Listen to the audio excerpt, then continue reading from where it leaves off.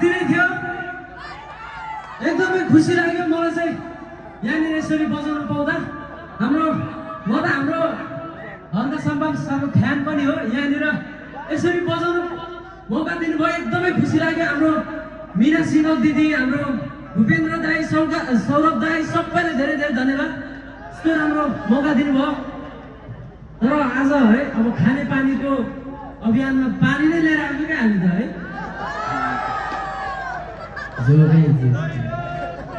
जोगे ल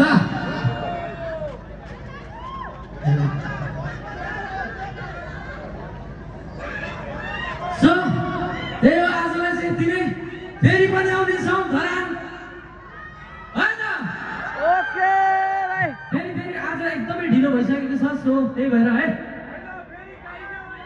फेरि आउने हो फेरि आउने हो ल ल ल ल ल फेरि आउने हो फेरि आउने हो ल ल ल नमस्ते नमस्ते फेरि बनाउने हो